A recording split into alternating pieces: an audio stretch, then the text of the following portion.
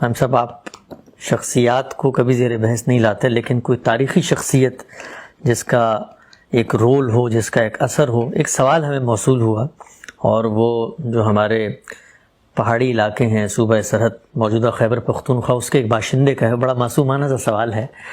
وہ یہ کہتے ہیں کہ ہم آپ کی زبان سے پاکستان کی تاریخ میں بڑے لوگوں کے، جو بڑے لوگ ہیں جنہوں نے کام کیا، ان کا ذکر سنتے ہیں، کیا کوئی خاص وجہ ہے کہ آپ باچا خان کا کبھی اس طرح سے تفصیل سے یا ان کی شخصیت یا ان کے کام کا ذکر نہیں کرتے؟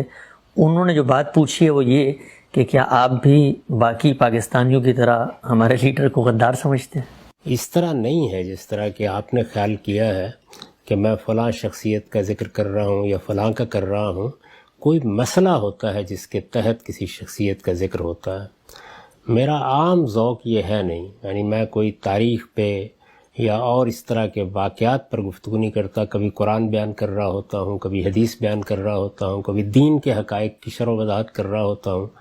اس میں استدلال کے طور پر کوئی واقعہ مذکور ہو جاتا ہے، لیکن مجھے یاد پڑتا ہے کہ ایک موقع کے اوپر میں نے بڑی تفصیل کے ساتھ یہ بتایا تھا کہ میں نے جب باچا خان کو پہلی بار دیکھا، اور یہ واقعہ اس لحاظ سے بڑا اہم تھا کہ میں نے ان کو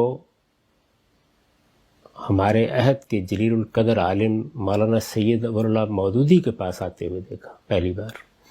اس زمانے میں مولانا سید ابو اللہ صاحب مودودی بیمار تھے، ان کے لیے اٹھنا جانا یہ ایک مشکل معاملہ ہوا تھا۔ عام طور پر لوگ بھی ان کی بزرگی اور ان کی اس صورتحال کا لحاظ کرتے تھے، اور اس کا لحاظ کرتے ہوئے یہ توقع بھی نہیں کرتے تھے کہ وہ اٹھ کے باہر آئیں گے یا وہ کرسی چھوڑیں گے۔ ان کے لیے اپنی کرسی سے اٹھ کر بھی ملنے میں مشکل ہوتی تھی، کیونکہ گھٹنوں کا بڑا مسئلہ تھا۔ تو باچا خان جب ملنے کے لیے آئے، میں وہیں تھا۔ مولانا سید ابو اللہ صاحب مودودی 5 ذیلدار پارک اچھرا میں رہتے تھے، تو ہم لوگ وہیں تھے، اور بھی کچھ دوست تھے۔ وہ ملنے کے لیے آئے تو مولانا سید ابو اللہ صاحب مودودی کو پہلی بار میں نے دیکھا کہ جب وہ رخصت ہوئے تو وہ اپنے کمرے سے اٹھ کر آئے اور ان کو اپنے برآمدے کی سیڑھیوں تک آ کے رخصت کیا۔ یعنی عام حالات میں تو یہ کوئی ایسی چیز نہیں، لیکن آدمی بیمار بھی ہو، اٹھنے کی پوزیشن میں بھی نہ ہو، بڑے سے بڑے بادشاہوں کو بھی اپنے کمرے میں بیٹھے ہوئے یا کرسی پر بیٹھے ہوئے ملتا ہو، لیکن انہوں نے یہ اکرام کیا۔ تو اسی دن عصر کی مجلس میں کسی نے ان سے سوال کیا کہ یہ آج غیر معمولی معاملہ ہوا، تو انہوں نے فرمایا کہ یہ شخص بھی ہماری تاریخ کا بڑا غیر معمولی آدمی تھا۔ یعنی اس سے قطع نظر کہ آپ کسی سیاسی مرحلے پر ایک شخص کے سیاسی نقطہ نظر سے اتفاق کرتے ہیں یا اختلاف کرتے ہیں، بڑے لوگوں کو اس زاویے سے نہیں دیکھا جاتا۔ وہ اپنی قوم کے بڑے بے لوث رہنما تھے۔ میں نے ان کے ایسے ایسے واقعات سنے ہیں وہاں خیبر پختونخوا میں لوگوں سے کہ حیرت ہو جاتی۔ یعنی اپنے ساتھ ایک چنوں کی پوٹلی لے لی ہے، اور معلوم نہیں کہاں کہاں پیدل سفر کر کے وہ اپنی قوم کی اصلاح کا پیغام اسے پہنچا رہے ہیں۔ ان کے بعض ان ساتھیوں کو ملا ہوں میں کہ جنہوں نے سفر کیے ہیں ان کے ساتھ، اسی طریقے سے دیہات میں، پہاڑی علاقوں میں، گاؤں گاؤں پہنچ کر انہوں نے اپنی قوم کو بیدار کیا، اس کی اصلاح کی، اور ایک بڑی تنظیم کھڑی کی، بے لوث کارکنوں کی بڑی تنظیم۔ اس طرح کے لوگ قوم کا سرمایہ ہوتے ہیں۔ یعنی وہ لوگ کہ جو کسی قوم میں بیداری پیدا کرتے ہیں، اس کو قوم بناتے ہیں، اس کے اندر ایک قومی عصبیت پیدا کرتے ہیں تاکہ وہ کھڑی ہو سکے اپنے پاؤں پر، اپنی اجتماعی زندگی کو وجود بخش سکے۔ تو میں اس لحاظ سے ان کی شخصیت، ان کے کارناموں کی بڑی قدر کرتا ہوں۔ ظاہر ہے کہ مہاتما گاندھی بھی ہندوستان کے بڑے لیڈروں میں سے تھے۔ مجھے آپ کو ان کی کسی پالیسی سے اختلاف ہو سکتا ہے، لیکن وہ ہندوستان کے بڑے لیڈروں میں سے تھے، اور اس زمانے میں مہاتما گاندھی کی شخصیت کا سحر صرف ان کے ہم قوم لوگوں پر نہیں، ہندوؤں پر نہیں، سکھوں پر، مسلمانوں پر، سب پر طاری تھا۔ ہمارے بہت بڑے بڑے لیڈر مثلا محمد علی جوہر ہیں، مولانا ظفر علی خان ہیں، اور لوگ ہیں، وہ سب ان کی عزت کرتے تھے، احترام کرتے تھے۔ قائد اعظم ان کے ساتھ شروع میں کام کرتے رہے۔ یہ تو ناگپور کا اجلاس ہے کہ جس میں وہ بدقسمتی سے تلخی ہو گئی اور علیحدگی ہو گئی، تو ان کی بھی ایک بڑی حیثیت تھی، تو ان کو سرحدی گاندھی کہا جاتا تھا۔ اس سے آپ اندازہ کر سکتے ہیں کہ ان کی حیثیت کیا تھی اس وقت۔ اور جس طرح سے وہ ایک بااصول شخص کے طور پر ان کے کوئی نظریات ہیں، کوئی نقطہ نظر ہے، اس کے ساتھ ان کی کمٹمنٹ ہے، اس کے لیے وہ جیلوں میں گئے ہیں، برسوں جیلوں میں رہیں، یعنی قیام پاکستان سے پہلے بھی، قیام پاکستان کے بعد بھی یہ کوئی معمولی بات نہیں ہوتی۔ اب ہمارا جو المیہ ہے وہ یہ ہے کہ جب ہمیں یہ خیال ہوتا ہے کہ فلاں معاملے میں فلاں لیڈر، فلاں سیاسی رہنما، فلاں مذہبی شخصیت، اس کے خیالات سے ہمیں اتفاق نہیں ہے، تو ہم اس کی پوری شخصیت کو اٹھا کر کوڑے دان میں ڈال دیتے ہیں۔ تو میرا تو یہ ذوق نہیں ہے۔ میں تو جن لوگوں کے ساتھ شدید اختلاف رکھتا ہوں ان کے بھی اچھے جو پہلو ہیں ان کی دل سے قدر کرتا ہوں۔ انہوں نے اگر اپنے نقطہ نظر کے لحاظ سے زندگی بسر کی ہے تو میرے نزدیک یہ معمولی چیز نہیں ہے۔ ابھی ہمارے ہاں سید منور حسن صاحب دنیا سے رخصت ہوئے، ڈاکٹر اسرار احمد صاحب کچھ برس پہلے دنیا سے رخصت ہوئے۔ ان لوگوں کا جو نقطہ نظر ہے دین کو سمجھنے کا، اس سے میں شدید اختلاف رکھتا ہوں، اپنا اختلاف بیان کرتا رہتا ہوں، بیان کیا ہے، اس پر میری تصنیفات موجود ہیں، لیکن میں ان کی انتہائی قدر کرتا ہوں۔ یعنی اس لیے کہ جس چیز کو انہوں نے درست سمجھا اور اس کے نتیجے میں جو اخلاقی رویے پیدا ہونے چاہیے تھے، اخلاقی رویے بھی آپ کے نقطہ نظر کے لحاظ سے پیدا ہوتے ہیں۔ یہ جس راستے پر چلے اس میں جو جرت چاہیے تھی، جو ایک عزیمت چاہیے تھی، جس طریقے کی کمٹمنٹ اور اخلاص چاہیے تھا، اگر اس کا مظاہرہ کیا وہ ایک کمیونسٹ نے کیا ہے، تب بھی وہ بہت قابل عزت ہے۔ نظریاتی لوگ کسی معاشرے کے اندر زمین کا نمک ہوتے ہیں، وہ کسی قوم کے وجود کا خلاصہ ہوتے ہیں، تو اس لیے ان کو ہمیشہ عزت کی نگاہ سے دیکھنا چاہیے۔ تو یہ میرے جو بھائی ہیں ان کی غلط فہمی دور ہو جانی چاہیے۔ میں ان کی بہت عزت کرتا ہوں، ان کے بعض نظریات، خیالات یا ان کی تدابیر سے اختلاف بھی رکھتا ہوں، لیکن وہ اختلاف ہمیشہ شائستگی کے ساتھ بیان کرتا ہوں۔ اچھا غلام صاحب، اسی سوال سے ملتا جلتا سوال ہے۔ ہمارے ملک پاکستان میں یہ ٹرینڈ دیکھنے میں آیا ہے، تاریخ میں بھی اور حال میں بھی، اور آپ نے اس کو بیان بھی کیا ہے کہ آزادی احسار یہاں جس کا چلن ہے، کہتے ہیں کہ کافر ہے یا غدار وطن ہے۔ ہمارے یہاں جو غدار کی اصطلاح ہے، آپ اگر کوئی ایسی بات کر دیں جو مثال ملک کے مجموعی تھنکنگ یا سوچ سے مختلف ہے، یا ملک کے دشمن اس کی کسی صورت میں آپ کے نظریے کی حمایت کر رہے ہیں، آپ نے کوئی ایسی بات کی کہ ہندوستان میں اس کا خیر مقدم ہو گیا، تو کہا جاتا ہے کہ مودی کا جو یار ہے وہ غدار ہے، یا آپ نے سرحد کھولنے کی بات کی، یہ جو غداری کا فتویٰ یا لیبل ہے کسی پر لگانا، دینی لحاظ سے میں خالص پوچھ رہا ہوں کہ کیا اس کا اللہ کو ہمیں جواب دینا پڑے گا؟ دین تو بہت بڑی چیز ہے، یہ اخلاقی لحاظ سے اپنے ذہن کی پستی کا اظہار ہے۔ موجودہ دنیا میں آپ کو یہ اصول سکھایا گیا ہے کہ یہ جو قومی ریاستیں ہیں اس وقت جو بنائی گئی ہیں، یہ بنیادی طور پر انتظامی ڈھانچے ہیں، یعنی انسانوں کو آپ عالمی سطح پر ایک ملک نہیں بنا سکتے۔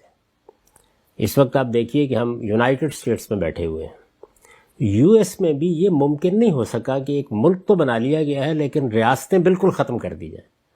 تو جب آپ چھوٹی وحدتیں بناتے ہیں یا کسی بنیاد کے اوپر اس تقسیم کو قبول کرتے ہیں، ریاست کی تقسیم کو آپ نے قبول کیا نا، یہاں بھی ابھی بھی قبول کیے ہوئے ہیں، ہمارے ہاں اسی طرح صوبوں کی تقسیم ہے، ہندوستان میں اسی طرح کی بہت سی صورتیں ہیں۔ یہ جتنی فطری تقسیمیں ہیں وہ بہرحال موجود رہیں گی اور ان کا احترام کیا جائے گا، لیکن یہ انتظامی وحدتیں ہیں، یعنی ایک ایڈمنسٹریٹو یونٹ ہے جو بنا دیا گیا ہے کہ اس میں رہنے والے لوگ اپنی انتظامیہ خود منتخب کریں گے، اپنے آدرشوں کے مطابق زندگی بسر کریں گے، ان کو اپنے معاملات میں آخری فیصلہ کرنے کا اختیار ہوگا، ان کا حکمران کون ہے، ان کی پارلیمنٹ میں کون لوگ جائیں گے، قانون سازی کیسے ہوگی، ان کے اپنے رواج، ان کی اپنی رسوم، ان کے اپنے ہاں کوئی دینی اقدار، ان کی اپنا کوئی عرف ہے، تو اس کی روشنی میں ان کو آزادی سے زندگی بسر کرنے کا موقع ملے گا، وہ اپنی زبان کو، اپنی ثقافت کو ترقی دے سکیں گے۔ یہ مقاصد ہیں جن کے تحت اصل میں یہ انتظامی وحدتیں بنائی گئی ہیں۔ یہ کوئی معبود نہیں ہے، لیکن ہوا کیا؟ ہوا یہ کہ ان کو ایک معبود کا درجہ دینے کی کوشش کی گئی۔ اصل میں یہی وہ چیز ہے جس کے خلاف علامہ اقبال نے احتجاج کیا تھا کہ جو پیرہن اس کا ہے وہ مذہب کا کفن ہے، اسی لیے یہ کہا تھا۔ یعنی اس کا نتیجہ کیا نکلتا ہے کہ آپ گویا اسی طرح کے رسوم عبودیت ان کے لیے ایجاد کر لیتے ہیں، وہی جذبہ آپ پیدا کرنا چاہتے ہیں۔ ایک فطری محبت مجھے اپنے وطن سے ہے، ماں باپ سے ہے، اپنے اعزہ سے ہے، اقربا سے ہے، بس اسی کا تقاضا کیا گیا ہے، اس سے زیادہ کوئی چیز نہیں۔ اور غداری کا کیا مطلب ہے؟ یعنی اگر میں نے کوئی مفادات کے تحت کسی چیز کو بیچ دیا ہے تو ثابت کیجئے نا اس بات کو. میں آپ سے اختلاف کر رہا ہوں، آپ کی پالیسی سے اختلاف کر رہا ہوں، آپ کے رویے سے اختلاف کر رہا ہوں.